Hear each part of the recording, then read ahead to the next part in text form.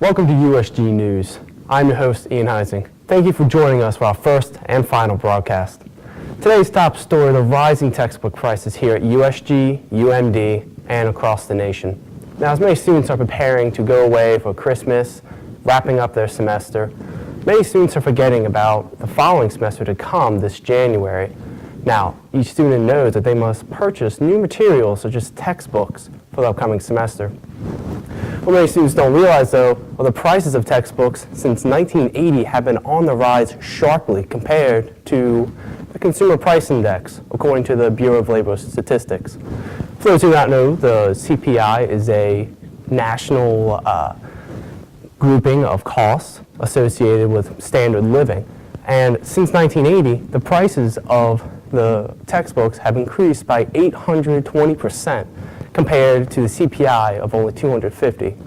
For those who do not really understand the meaning, today if you bought textbooks for $800, in 1980, the equivalent cost in today's dollars would have been $250.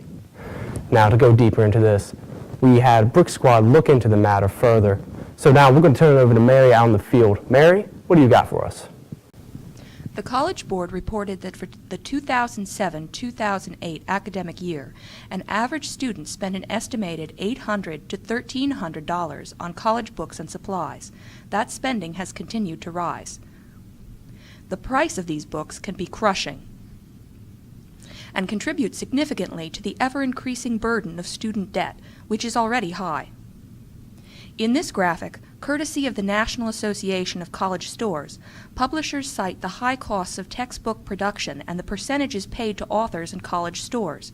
But you will notice that more than 15% of the publisher's cost is in marketing, and that the publisher makes a 7% profit margin. More about those marketing costs later in the segment.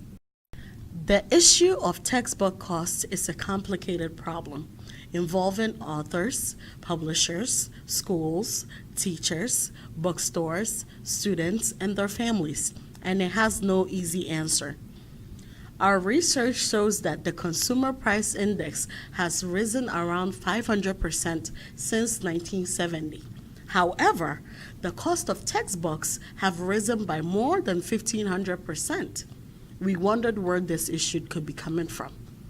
So, do you think that this could be a textbook case of price gouging, as suggested by the chart from the Bureau of Labor Statistics? Our investigative team pooled our findings and decided to use action research to approach this problem, which is a model based on diagnosis, analysis, stakeholder feedback, implementation of change action, and evaluation of effectiveness. In order to diagnose the issue, we started with research on the publishers and found that just 3 publishers dominate 86% of the world market: McGraw-Hill, Houghton Mifflin Harcourt, and Pearson. We discovered that Pearson is the largest education company and also the largest book publisher in the world. According to Pearson's website, the company was founded by Samuel Pearson in 1844 as a building and engineering concern. As it grew and diversified, Pearson acquired some publishing organizations. According to the Wired Academic, in 1998, Pearson hired a new CEO, Marjorie Scardino.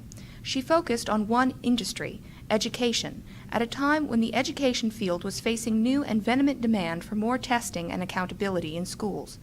Pearson bought up textbook publishers, dominated the market in educational testing, and moved into the emerging field of online lab activities. By 2011, Pearson's revenues were in excess of $9 billion, and 60% of those revenues were generated in North America alone. A 2013 article in The Guardian raised concerns about the amount of influence that this commercial company has on public education. There are indications that much of its marketing budget goes to lobbying efforts. So, it sounds like there's a lot of money involved here. Well, Ian, that seems to be true. In an article from Bloomberg News, it notes that students can spend $1,300 per year on textbooks, and with 11 million full-time undergraduates in the U.S., the textbook industry looks to be a very lucrative business. Although textbook publishing is not quite a monopoly, it is certainly not subject to normal market forces, where there is some relationship between consumers and producers. Instead, the publisher promotes directly to schools and professors, but it is the student who pays for the books and course materials. This disconnect between the consumer and the consumer's selection has given the publishers a way to steadily raise prices against the students with little resistance. Let's get some feedback now from some of the students here at USG about this cycle. All right, tell me, how do you feel about not being able to choose your own course textbooks? I think it's very unfair because some of the textbooks that were provided aren't really, accurate to what's taught in the lectures.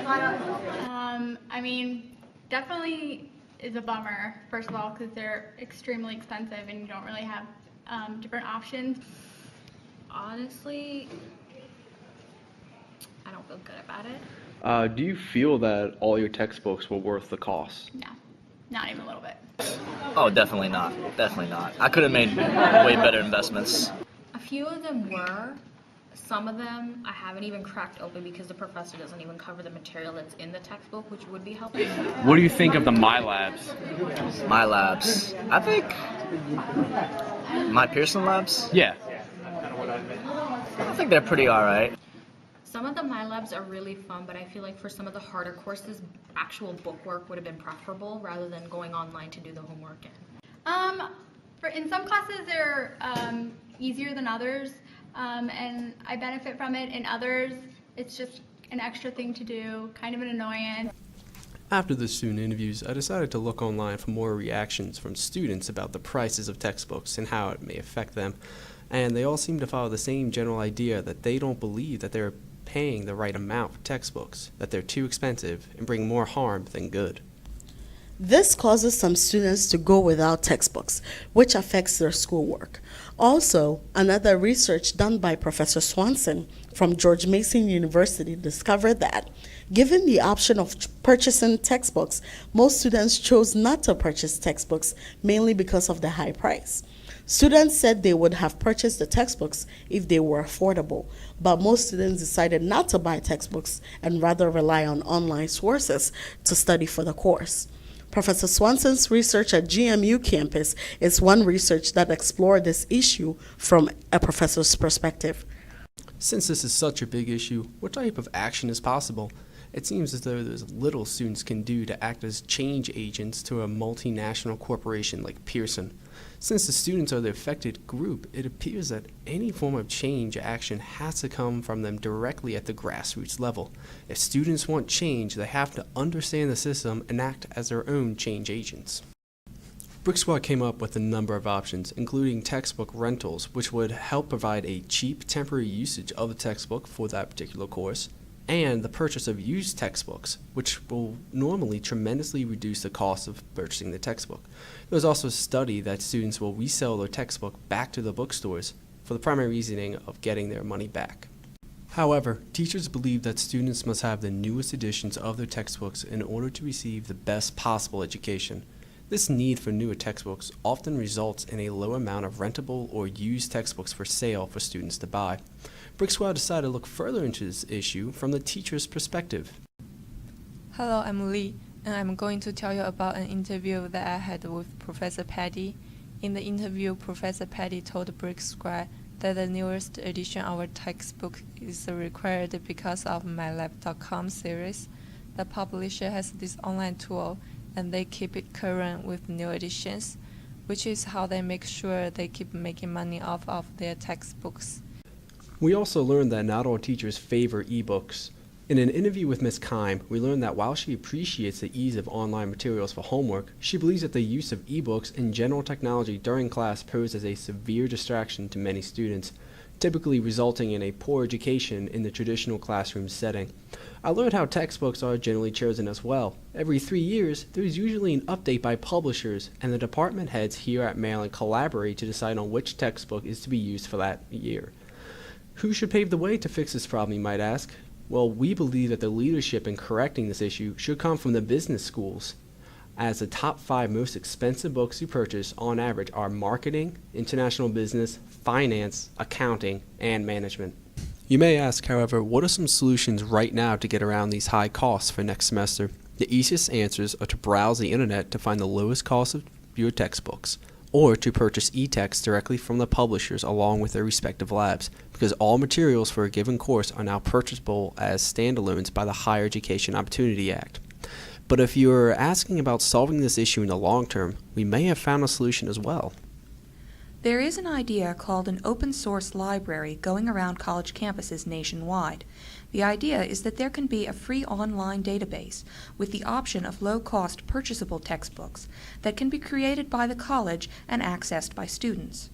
Earlier this year, the University of Maryland's Student Government Association, in conjunction with the university libraries, addressed the subject of textbook affordability. Their website recommends that UMD join in the Maryland Open Source Textbook Initiative, in which professors work with the university libraries to find and develop free open source educational materials for their students so that they do not have to buy textbooks. This would increase the workload on the teachers. Already they have a lot to do. How could this be done? Well, working with professors in the library to develop open source materials for even one business school class would make a great graduate school or PhD project. And there are examples from other schools where these resources have been developed. For example, the University of Minnesota Open Textbook Library. Although that is a great idea, there may be some resistance to adopting this initiative, as the textbooks and their accompanying labs, purchased from the bookstore, are far more convenient for the teachers and students to purchase all the materials at once. Also, students and teachers are very used to accessing their materials that way, and some still prefer the traditional hard copies of the textbooks. Habits are hard to break. To summarize our findings, we see that there has been a growing crisis on our campus and across the nation that only surfaces for brief times throughout the year.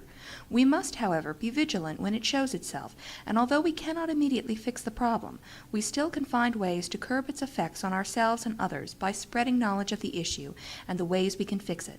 For now, only time will tell if this crisis will subside. This is Brick Squad signing off. Best of luck in your semester, make the most of your money, and stay classy, USG.